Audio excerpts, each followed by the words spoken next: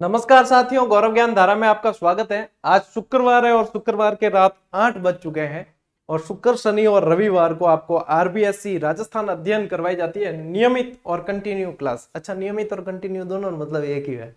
ठीक है, चलिए तो जितने भी जीडीएंस हैं सारे तैयार हो जाएं। नियमित क्लासेस का मतलब ही ये है कि स्टूडेंट के मन में फिक्स है कि शुक्रवार को आरबीएससी आएगी, सोमवार से गुरुवार स्कूल लेक्चरर की क्लास आनी है 12 बजे। मैं कोशिश करता हूं कि मैं नियमित रहूं और मेरे विद्यार्थी भी नियमित रहते हैं, यह सबसे अच्छी बात है। ठीक है, आज के इस क्लास में अपन क्या पढ़ने वाले हैं? आज की इस क्लास में कक्षा 8 की पुस्तक का अपन अध्याय 3 पूरा पढ़ लेंगे। अब अध्याय 3 में है क्या?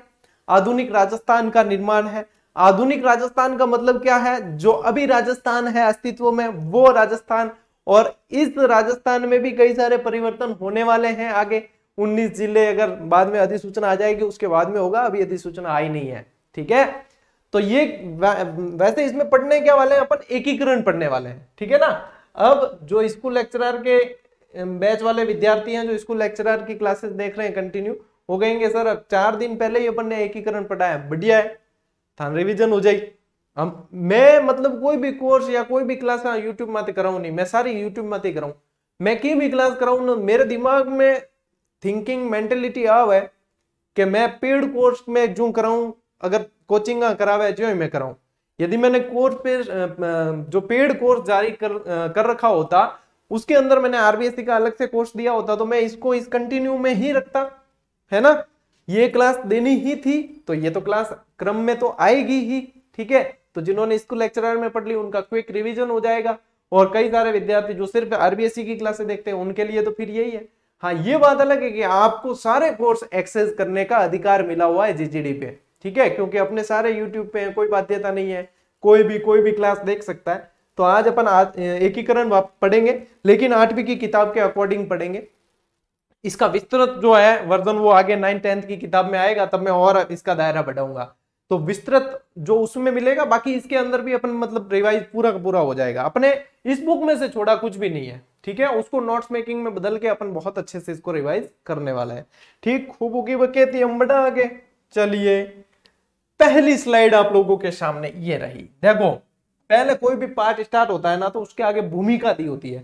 जैसे मैंने ये अभी 4-5 मिनट, कितने मिनट, 2 मिनट, ज्यादा 4-5 ही कौन, 2 मिनट ही, 2 मिनट जो मैंने ये भूमिका बांधी है, ऐसे ही हर पार्ट में भूमिका बांधी हुई होती है। उस भूमिका के अंदर से मतलब कुछ चंद लाइनें निकलती है जो आपके कंपटीशन एग्जाम में काम की है, वो मैंने छांट कर लिया ही है यहाँ पे, और उसके अलावा आपको कुछ उसमें नहीं देखना। ठीक है, बाकी गोली मारो। देखो 1857 आ लाइन कटू आ गई।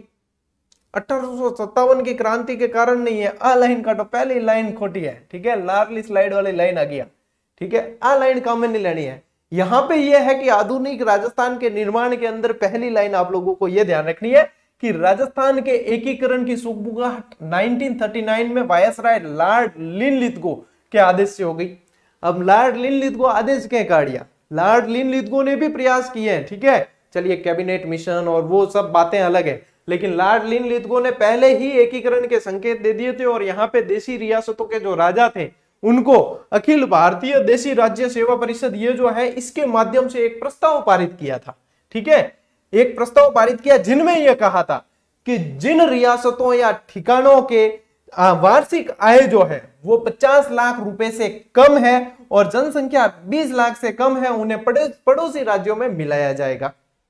तो या तो आप इस विलय पत्र पे हस्ताक्षर कर दीजिए, या फिर आपको बाद में जबरदस्ती भी मिलाया जाएगा। यानी छोटी रियासतें जो है, ठीक है, छोटी रियासतें जिनकी आय 50 लाख से कम है, और जिनकी आय 50 लाख से कम है और जनसंख्या 20 लाख से कम है, उन्हें इनमें मिलाया जाएगा। ठीक है, अब इसके बाद में 22 मई 1946 को ब्रिटिश सरकार ने ज्ञापन जारी किया और एकीकरण शीघ्र करने के निर्देश देशी रियासतों को दे दिए। कैबिनेट मिशन का भी प्रभाव आप कह सकते हो। फिर इसके बाद में क्या हुआ कि यहां से एक ज्ञापन जारी होता है और कह दिया जाता है जल्दी जल्दी फटाफट ये काम करना पड़ेगा। फिर आप लोगों को मैंने बताया ही था कि 5 जुलाई, कब? 5 जुलाई 1947 को इस भारत के एकीकरण के लिए किसका निर्माण किया जाता है? रियासती सचिवालय का। ठीक है, अपन लिख देते हैं रियासती विभाग, समझने में ज्यादा आसानी रहेगी। रियासती विभाग का गठन किया गया और अध्यक्ष सरदार वल्लभ भाई पटेल, सचिव वीपी मेनन, ओ मैं बतायो थान याद भी वेला, ठीक है नहीं। तो ये देखो जारी कर दिया, और देश के आजादी के बाद रियासती विभाग के लिए जारी किए निर्देश। अब देखो क्या निर्देश है कि आजादी होने के बाद 1947 के बाद में निर्देश जारी किए, उनमें क्या है, अपना एकीकरण 1947 के बाद ही अस्तित्व में आया है, तभी शुरू हुआ है और तब तेजी आ गई एकीकरण के अंदर। तब ये निर्देश जारी किए कि जिन रियासतों में न्यूनतम आय 1 करोड़ वार्षिक, यहां पे लीन लिदगो वाले के अंदर क्या थी 50 लाख, यहां पे कहा कि 1 करोड़ वार्षिक से अधिक और जनसंख्या 10 लाख से अधिक है, वो अपना स्वतंत्र अस्तित्व रख सकती है। बात समझने लायक है, यहां दे रखा है कम, यानी कि जिनकी कम है उनको पड़ोसी राज्यों में मिलना पड़ेगा, जो बड़े हैं उनके अंदर। यहां पे क्या कहा है, इनसे ज्यादा जिनकी है वो स्वतंत्र रह सकते हैं। तो अपने राजस्थान में इतनी कोई बड़ी बड़ी ज्यादा रियासतें नहीं थी, 3-4 रियासतें थी, जिनके अंदर जयपुर, जोधपुर, बीकानेर और उदयपुर, ये 4 थी जो अपना स्वतंत्र अस्तित्व रख सकती थी, ठीक है। लेकिन इनको भी कहना टाइम परमाने सबने हिलमिल रहना पड़े, ठीक है ना। तो इनको भी बाद में मिलना पड़ा है, वो एकीकरण में अलग अलग चरणों में मिले हैं। अपना राजस्थान का एकीकरण कितने चरणों में संपन्न हुआ है, 7 फेरों के 7 वचन, और राजस्थान जैसे पवित्र राज्यों को बनना है तो 7 चरण लगे हैं इसके लिए भी। कितने? 7 चरण इसके लिए भी लगे हैं। तो यहां पे ये ध्यान रख लेना। अब इस स्लाइड का सार क्या कहता है, इस स्लाइड का सार ये कहता है कि लीन लिदगो के बारे में पूछा जाए तो आपको 1939 याद रखना है। यदि अखिल भारतीय देशी रियासत के थ्रू जो प्रस्ताव पारित हुआ उसमें पूछा जाए तो 50 लाख की आय और 20 लाख जनसंख्या ध्यान में रखनी है। यदि रियासती विभाग पूछे तो मैंने आपको बता दी। और आजादी के बाद में जो मानदंड तय किए थे वो थे 1 करोड़ वार्षिक आय और 10 लाख से अधिक जनसंख्या, वो स्वतंत्र अस्तित्व रख सकती है। ये एकीकरण से पहले की भूमिका है। आई बात समझ में? पल्ले पड़ जाई, एडो की भारी नहीं है मैं, ठीक है ना। चलिए अब बात करें एकीकरण से पूर्व राजस्थान की क्या स्थिति थी, ठीक है। तो एकीकरण से पूर्व राजस्थान में रियासतों की संख्या कितनी थी? 19 रियासतें थी। कितनी रियासतें थी? 19 रियासतें, 3 ठिकाने और एक चीफ कह दो, चाहे केंद्र शासित प्रदेश कह दो। अजमेर मेरवाड़ा जो सेंटर में वह नहीं, वही केंद्र शासित प्रदेश वही जो सेंटर से चलता है। तो 19 रियासतों में ये सारे रियासतों के नाम आ गए थे, पढ़ लियो बाद में, ठीक है नहीं। एक एक में पढ़ू बताऊं भाई, बात आगी है। एकीकरण में ऐ सारी रियासत आप शामिल करा जड़े शामिल हो जाए, एक एक अपने अपने नंबर हिसाब। एकीकरण से पूर्व ठिकाने जो थे उनको याद रखने की एक ट्रिक है नकुल। क्या ट्रिक है? नकुल। इतनी बार बता दी मन लागे, जो पाछो याद नहीं भी करने की कोशिश करें बिने भी याद आ हो जाए। क्या है? नीमराणा,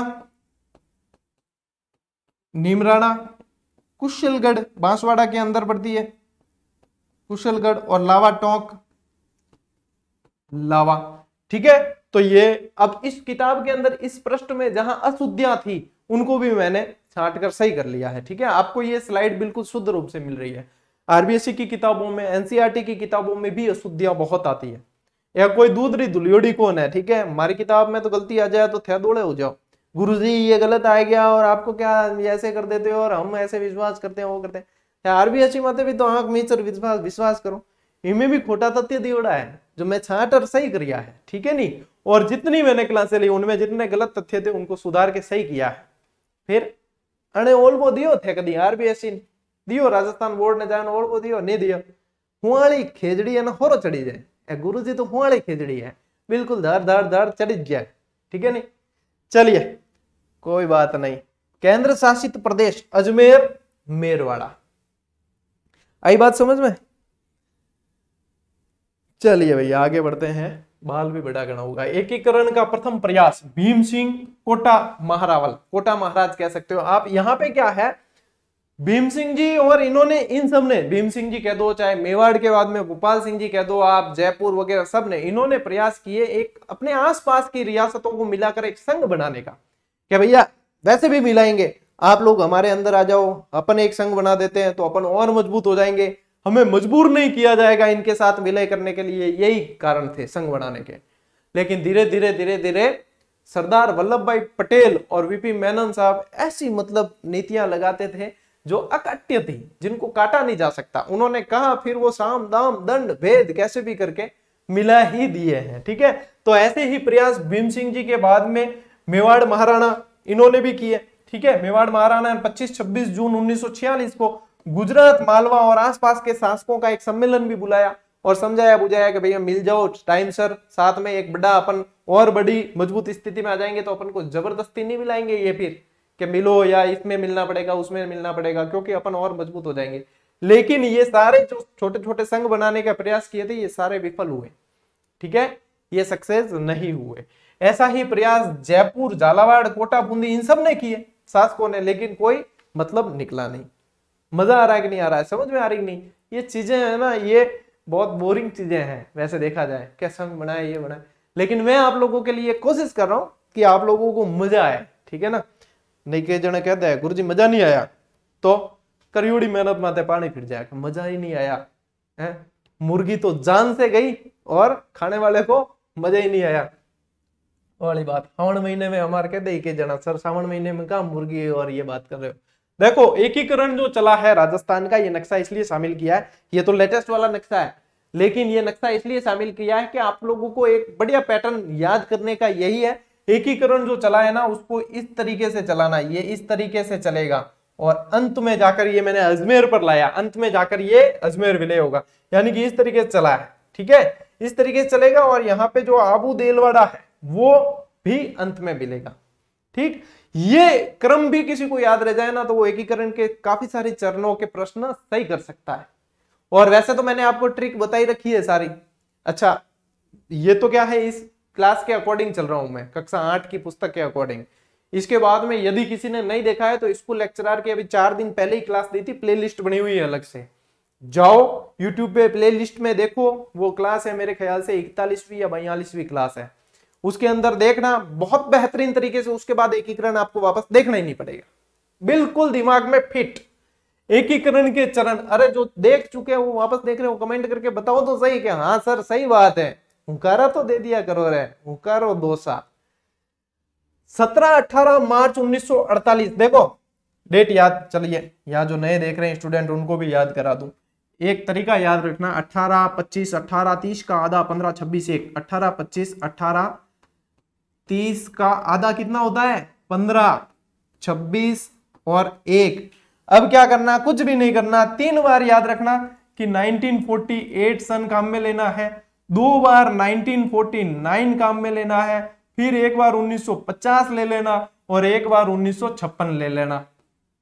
ठीक है, ये कितनी बार, 2 बार, ये कितनी बार, 3 बार, 3, 2, 5, 1, 6 और 1, 7। ठीक है, प्रारंभ के 3 में 3 बार 1948 आएगा, फिर 2 बार आपके 1949 आएगा, फिर एक बार 1950, एक बार 1956। डेट में मिला के देख लेना, वैसे सब में डेट आई है। ठीक है, और बीच वाली ट्रिक क्या थी, मंथ की मामा अम्मी जान, माँ मई जान। ठीक है भाई, क्या सर ये क्या था, ये ट्रेलर था, देखो वो एकीकरण वाला मैंने करवा रखी है, इसमें क्यों अपन समय व्यर्थ करें, फिर जब वहां पे ऑलरेडी बता रखा, उसको देख लेना साथ में, क्लियर हो जाए। ठीक है, गंगा न जो थे। ठीक, इसको मिटा देता हूं, इस क्लास में इतना ही मिलेगा। ठीक है, इतने पैसों में इतना ही मिलेगा, यूं कह न कह जना। ठीक है, चलिए पहला चरण जो है 17-18 मार्च 1948 ये शुरू हुआ। ठीक है, एकीकरण का प्रथम चरण है और 1956 में जाकर पूरा हुआ है। यानी यूं पूछे कि कितना टाइम लगा टोटल, तो ध्यान रखना 8 वर्ष 7 माह 14 दिन। कितना टाइम लगा है टोटल, 8 वर्ष 7 माह 14 दिन का समय एकीकरण पूरा होने में लगा है। ठीक है, 7 चरणों में ये पूरा हुआ है और सबसे पहले मेवात क्षेत्र से शुरू हुआ है, वहां से शुरू हुआ है, मेवात अलवर भरतपुर वाला क्षेत्र होता है ना, वहां से शुरू हुआ है और अंत में जाकर आबू देलवाड़ा और अजमेर का क्षेत्र इसमें शामिल हो जाता है। आई बात समझ में? अब मैं आपको एक एक चरण की तरफ ले जाता हूं कि कैसे संपन्न हुआ है अपना एकीकरण आधुनिक राजस्थान। बस आज की क्लास में अपन इस सारणीबद्ध तरीके से चलेंगे। अब लेने को तो मैं आरबीएससी की डायरेक्ट, क्योंकि उसमें भी सारणी दे रखी है आपके 8वीं की पुस्तक में ऐसे ही, और ये नक्शा तो वो ही लिया है, लेने को मैं डायरेक्ट ही उसका स्क्रीनशॉट ले सकता था, उसमें भी इतने अनावश्यक शब्द नहीं है, लेकिन इस सारणी में 2-3 जगह उसमें त्रुटि है, इसलिए मैंने इसको खुद ही टाइप करवा दी है, टाइप कर दी है, और उसके बाद में ये अपन को जो चीजें चाहिए इंपॉर्टेंट वो सारी ले ली है। ठीक है, प्रथम चरण देखो, चरण है पहला, नाम रखा गया मत्स्य संघ के मुंशी ने नाम सुझाया है। किसने?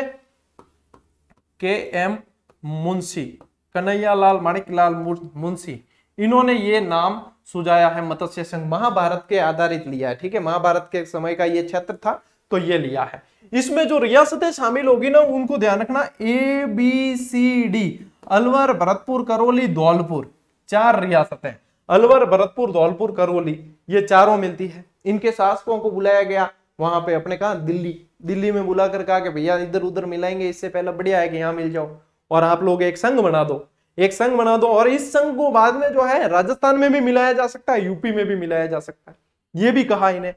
और यहाँ पे जो एक दंगा हो रहा था यहाँ पे मेवस्तान को लेकर, यह अलवर भरतपुर वाला जो क्षेत्र है, साल्व क्षेत्र भी कहते हैं इसको, ठीक है, मेव जाति यहाँ बाहुल्य है, मेव ज्यादा थी, अभी भी मेवात इसीलिए तो कहलाता है।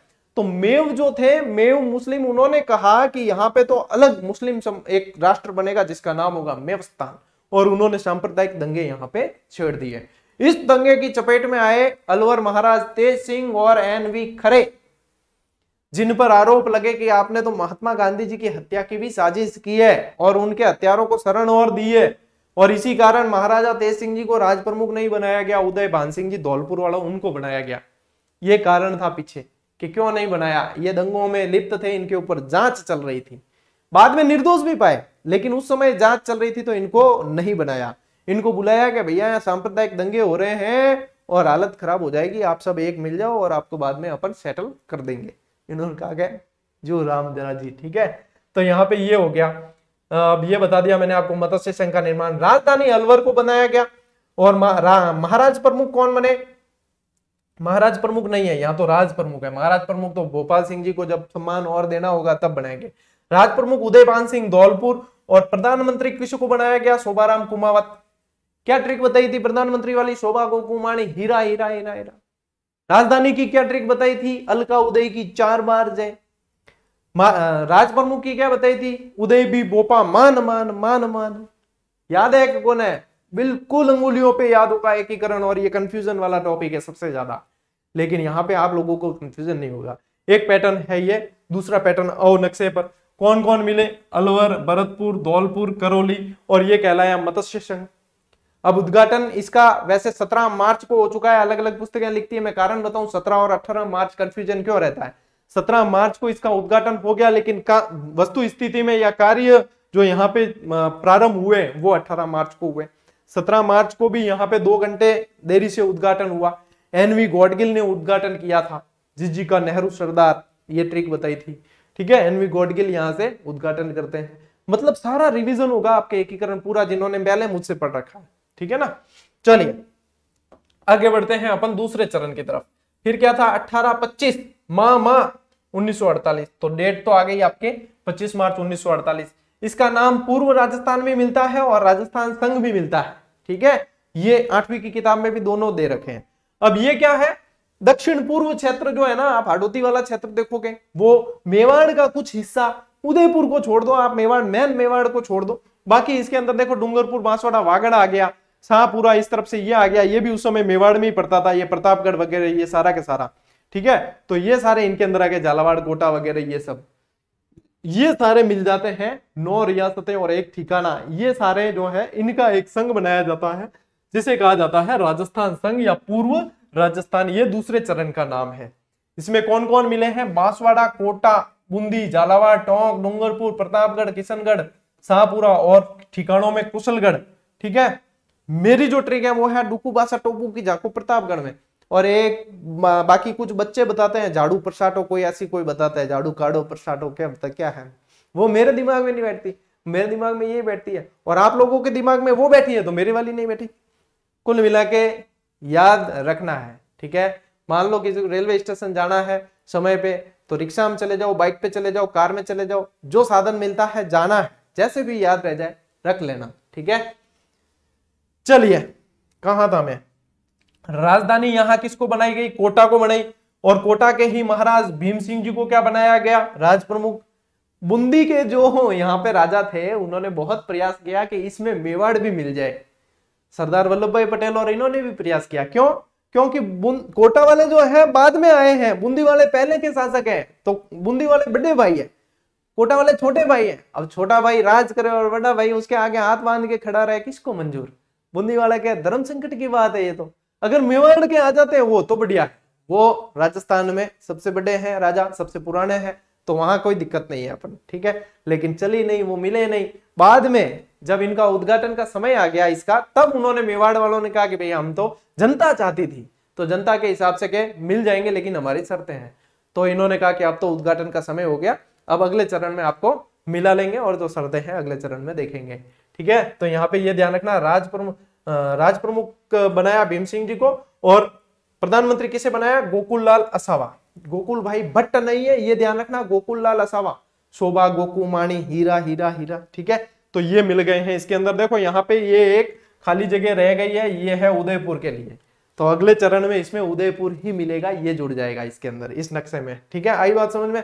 लियो थे स्क्रीनशॉट लियो फटाफट, अपा बड़ा आगे, ठीक है भैया। तीसरा चरण, मैं कह रहा हूं ना, इस क्लास में आपके इतना बढ़िया रिवीजन होगा कि मजा आ जाएगा। जिसने देखी उसके बहुत तगड़ा रिवीजन, उसको कुछ भी नहीं करना है। तृतीय चरण नाम है संयुक्त राजस्थान। 18 अप्रैल 1948 को यह होता है, और इसमें अब उदयपुर इनके अंदर मिल जाते हैं।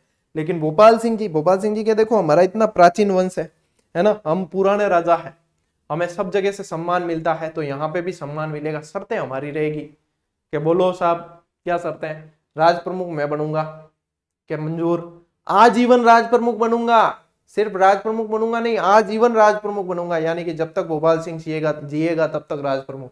और वास्तव में इनको फिर बाद में महाराज प्रमुख का दर्जा देते हैं, जब राज प्रमुख मान सिंह जी को बनाया जाता है। क्या आप और बड़े हो, आप तो महाराज प्रमुख होने चाहिए। महाराज प्रमुख, फिर महाराज प्रमुख का पद जो है इनकी मृत्यु तक ही रहा था, फिर बाद में वो हटा दिया था। तो इन्होंने ये शर्त रखी थी, उदयपुर को राजधानी बनाओ तब मैं रहूंगा, है उदयपुर को बनाओ, 20 लाख रुपए प्रीवी पर्स लूंगा। ध्यान रखना, प्रीवी पर्स इनको मतलब एक वॉलेट होता था एक तरह का, खर्चे।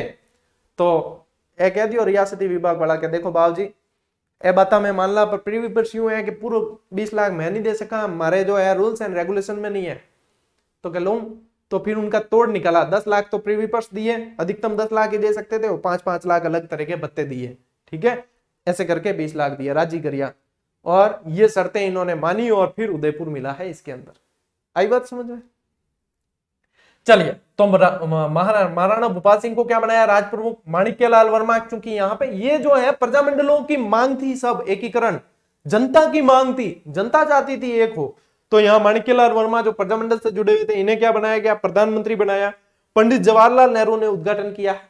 पहले के 2 चरण एनवी गॉडगिल उद्घाटन करते हैं, फिर पंडित जवाहरलाल नेहरू करते हैं, चौथे चरण में सरदार वल्लभ भाई पटेल करते हैं, ठीक है। और ये देखो, ये जुड़ गया है आपके उदयपुर इसी के अंदर, तीसरे चरण के अंदर। रेडी? बढ़ा आगे ले, स्क्रीनशॉट में साइड में जाऊं जने ले लिया करो, ठीक है। यानी के थे इंतजार ही करो, मेरे मुंडो देखो जितने मैं स्लाइड पलट दूं। चौथा चरण, चौथे चरण का नाम होता है वृहत राजस्थान। ये है 30 मार्च 1949, और ये 30 मार्च वाला क्या है? यहाँ पे राजस्थान दिवस मनाया जाएगा। 30 मार्च को राजस्थान दिवस क्यों मनाया जाएगा? क्योंकि राजस्थान की अधिकांश बड़ी बड़ी रियासतें जो है वो सारी की सारी यहाँ पे मिल जाएगी, तो एक बड़ा क्षेत्र जो है वो मिल जाता है, तो राजस्थान दिवस मनाते हैं। जैसे बड़ी बड़ी रियासतों के अंदर अब पीछे बची कौन? जयपुर, जोधपुर, अपने बीकानेर, जैसलमेर। तो अब इनको भी, यहाँ के भी शासक नहीं चाहते थे कि मिले, लेकिन जनता चाहती थी, ठीक है ना, क्योंकि शासक तो स्वतंत्र अस्तित्व रख सकते थे। और जोधपुर वाला हंसा जी को हानि, हनुमंत सिंह जी, वह तो चाहता कि मैं तो पाकिस्तान में मिला। अरे अरे जनता क्या दिमाग खराब है क्या? सरदार वल्लभ भाई पटेल भी, इनको तो साम दाम दंड भेद पूरी नीति अपनाई थी, इनको तो डर भी बताया था। फिर बाद में जाकर जो है कई तरह हथकंडे अपनाए, तब इन्होंने कहा कि नहीं नहीं मैं यहीं पे, क्या मैं तो पाकिस्तान में मिलूं। अरे यार क्या राजा जी, क्या भूंडी हो जी, पाकिस्तान में मिलने में मतलब नहीं है, हिंदुस्तान नहीं है अपार है सब कुछ, ठीक है। आसपास वालों ने भी समझाया, समझा बुझा के वो फिर मिलाया। हनुमंत सिंह जी ने इच्छा जाहिर की थी, हिंदी में बता दूं, हनुमंत सिंह जी ने इच्छा जाहिर की थी पाकिस्तान में मिलने की। एकीकरण की प्रक्रिया में देखो, संयुक्त राजस्थान में पहले वाला जो, इसके पहले वाला चरण था वो संयुक्त राजस्थान था। संयुक्त राजस्थान में जयपुर, जोधपुर, जैसलमेर और बीकानेर का विलय किया गया, इसीलिए राजस्थान दिवस मनाया गया 30 मार्च, ठीक है। अब चूंकि जयपुर मिला है, तो मान सिंह द्वितीय जो राजा थे, इनको बनाया राज प्रमुख। तो राज प्रमुख तो भोपाल सिंह जी ने पहले ही शर्त रखी थी कि मैं तो आजीवन हूं, तो इनको कहा बावजी दाता थे महाराज प्रमुख होते तो बहुत पुरानी रियासत, सब पुरानी रियासत रहा हो थे तो महाराज प्रमुख हो, तो ये महाराज प्रमुख का पद बनाया और भूपा सिंह जी को महाराज प्रमुख बनाया, हीरालाल शास्त्री को यहाँ पे प्रधानमंत्री बनाया और उद्घाटन करते हैं स्वयं सरदार वल्लभ भाई पटेल। ठीक है, और यहाँ पे ये नक्शा अस्तित्व में आ गया जिसके अंदर देखो ये पहले से था, अब कौन कौन जुड़े, एक ये, एक ये, एक ये और एक ये। और यहाँ पे मैंने एक फॉर्मूला पिछली क्लास में बताना भूल गया, उससे पहले एकीकरण पढ़ाया जब बताया था J3B।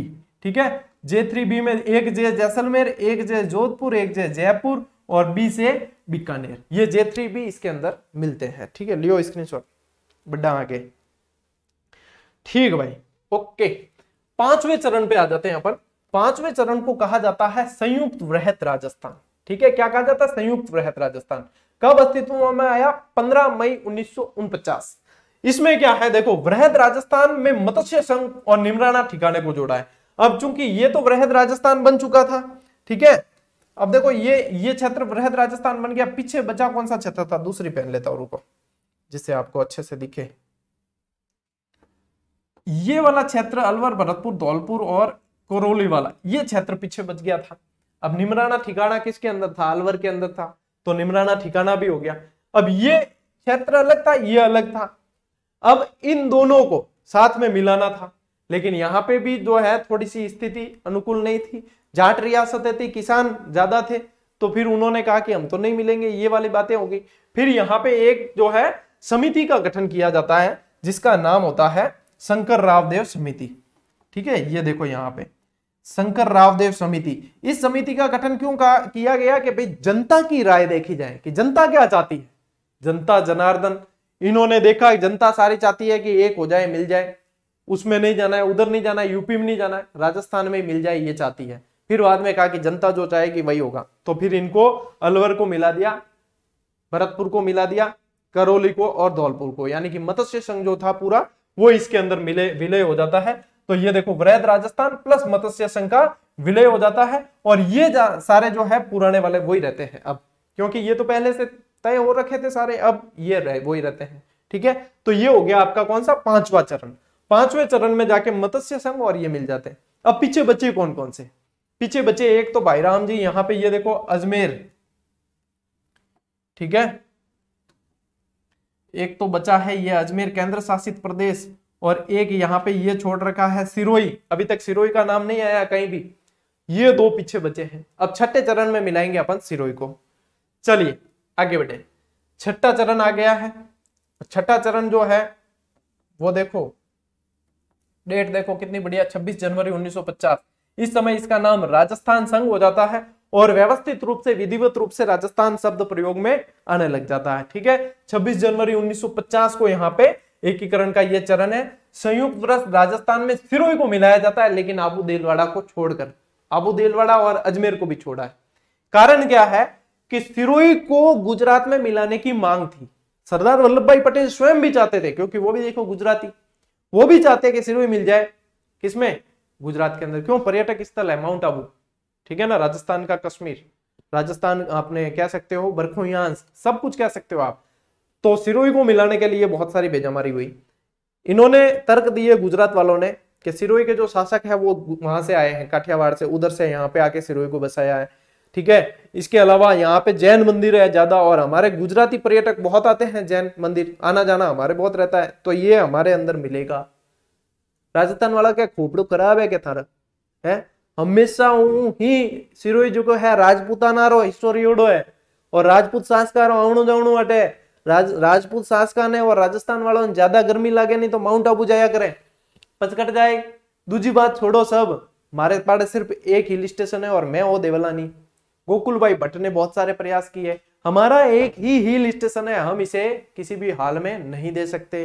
दूसरी बात कि यहाँ पे कैम छो मजामा वाला है ही नहीं, यानी कि भाषाई भिन्नता देखो ना, यहाँ तो और किकरसा क्या ठीक सब राजी क्या हंसा राजी खुशी ए वाली है, भाषा तो आ चले, संस्कृति तो आ चले, वहां पे ये थोड़ी चलता है गीता बहन, मोटा भाई, कैम छो मजामा, ये नहीं चलता है। हमारे यहाँ भाषाई भिन्नता है, इस आधार पे भी हमारे अंदर मिलेगा।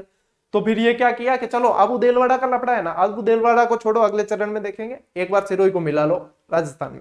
सिरोही को मिला लिया, अजमेर भी छोड़ दिया पीछे।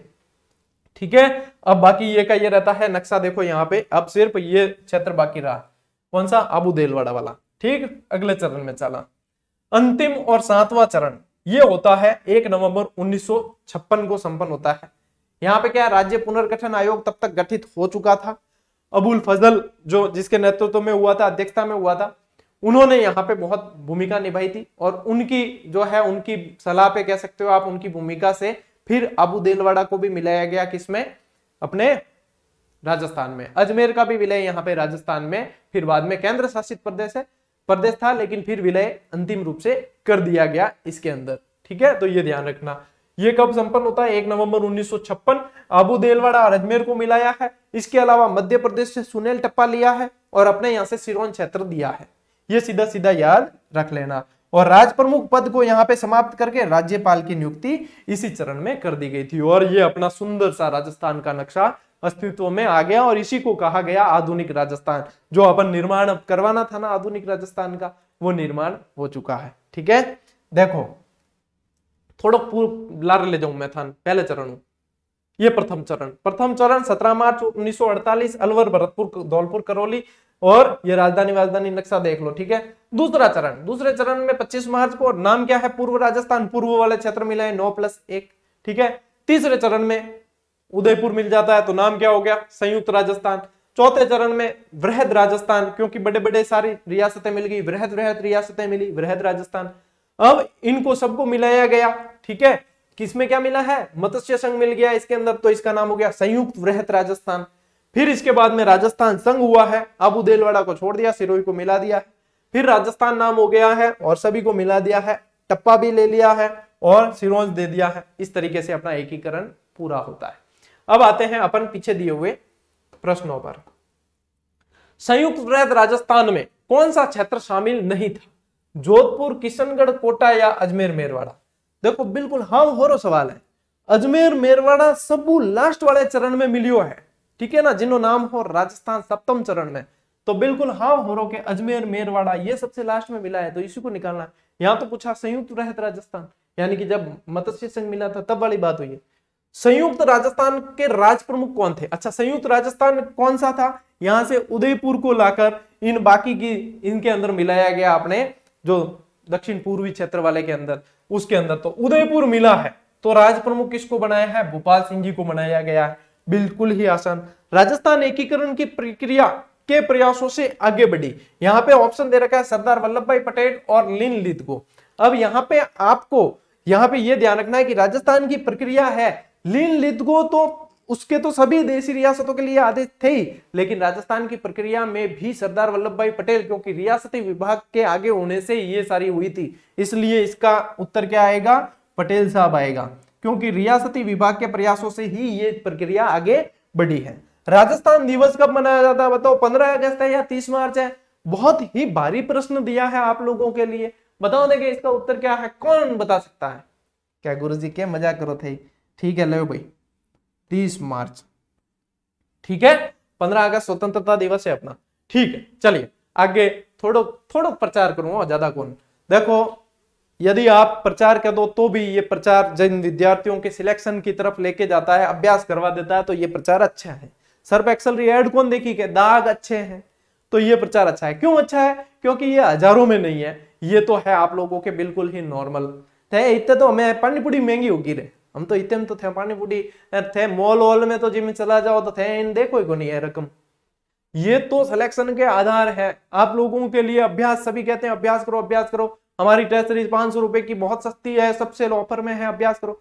हम कहते हैं 50 में करो, 65 में करो, 75 में करो, और पूरा करो, अभ्यास करो, पूरा करो। ये इसलिए साझा की है कि जीजीडी के ऐप पर जितनी भी टेस्ट सीरीज चल रही है टॉपिक वाइज उसके साथ साथ कोर्स के साथ साथ ही आपको अभ्यास करना होता है, वो सारी एक ही फ्रेम में आ गई है। आप अपने अकॉर्डिंग देखकर अभ्यास कर सकते हो। ये आरबीएससी जो मैं पढ़ा रहा हूं ना, वो भी टेस्ट सीरीज यहां दे रखी है, इन गाली के आ रही, देखो ये भी यहाँ पे दे रखी है। तो इसमें भी आप इसमें भी देखोगे ना, तो हर एक प्रश्न को भी कवर किया गया और साथ ही शानदार व्याख्या दी गई है, फर्स्ट ग्रेड, सेकंड ग्रेड। और यूं है कि आप देखो कई सारे कमेंट आते हैं, बहुत सारे, सर महिला एएसआई की दो, सर संगणक की दो, सर आरएस की दो, सर जूनियर अकाउंटेंट की दो, इतने सारे आ रहे थे, इन सब की अलग अलग हम नहीं दे सकते हैं। इसलिए हमने इनका सबका एक तोड़ निकाला जिसको हम लेकर आए इस पे कि भैया आप सभी के लिए ही ये कॉमन टेस्ट सीरीज लॉन्च की गई है, जिसमें पीछे एक भी टॉपिक जैसे संपूर्ण इतिहास, भूगोल, अर्थव्यवस्था, राज्य व्यवस्था है ना, राजस्थान से संबंधित,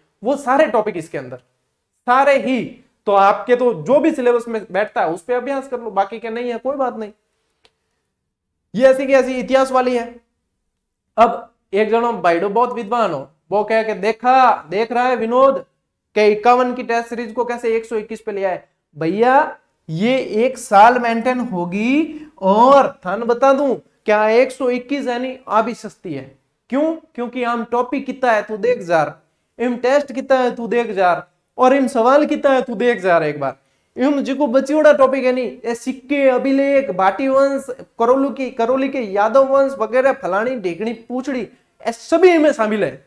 एक भी टॉपिक ला रहे छूटेला कौन, और एक साल तक मैं मेंटेन और करा कौन करा दे, इस तरीके उन तरीके करा दे, कोई 121 में भी करा ले तो पहला बिन ज्वाइन कर, तुम्हारो ज्वाइन मत कर। ऐसा सिर्फ सेवा है, जो समझेगा उसके लिए मेवा है, सीधी सी बात, ठीक है। ये कि ये 1100 2100 ये भी प्राइजें चल रही है, हम तो कोर्स भी फ्री कराते हैं, लोग तो कोर्स में कमा लेते हैं, उसके बाद भी आपसे टेस्ट सीरीज के पैसे ले लेते हैं। बोलो फिर वो नहीं दिखता है। अरे भलाई करियोड़ी आजकल बहुत कम जनान दिखे, हवन करता हाथ जले, मैं तो आदि होगा हाथ जलाने, और मैं तो बार बार जलावा, क्योंकि मेरा जो स्टूडेंट है नहीं वो नियमित अभ्यास करे, और अभ्यास मैं कराऊं डंके चोट माते, ठीक है। बहुत सारी बाधाएं आती है हमारे सामने भी, बहुत सारी आती है, दिन भर तनाव में रहते हैं हम कि आज ये फलाना हो गया, ढिकना हो गया, क्या हो गया, लेकिन करवाना है, क्या करें, क्योंकि इतने 4 लाख विद्यार्थियों का विश्वास जीता है, तो उस विश्वास पे खरे भी तो उतरना है।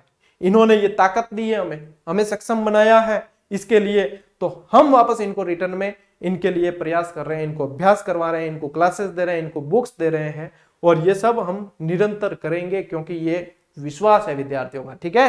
कभी कभी जवाब देना जरूरी हो जाता है, बाकी हमारे लिए तो ओम इग्नोराय का मंत्र जो है वो बड़ा काम करता है। चलिए बहुत बढ़िया, आप लोगों का विश्वास ऐसे ही बना रहे, ठीक है। और आज मीना मुर्गा घना बनावे रहे लोगान बीच बीच में है, मुर्गा बन जा गुरुजी, मैं लेट आया हूं, मुर्गा बन जा। देखो हमारी तो ऑनलाइन क्लास में भी ऑफलाइन जैसा मजा है। जो स्टूडेंट रेगुलर है वो देखो कितने मजे से पढ़ते हैं, और इन्हें याद और है सब, और सिलेक्शन की जड़ी जो अब 2 गुना में तो लगी है। आगे देखो आप हर एग्जाम में जीजीडीएंस निकलेंगे, और डंके की चोट पे निकलेंगे, क्योंकि हम प्रयास भी उस लेवल का करते हैं। मिलते हैं साथियों अगली क्लास में, अगले वीडियो में, तब तक के लिए राम राम, जय हिंद।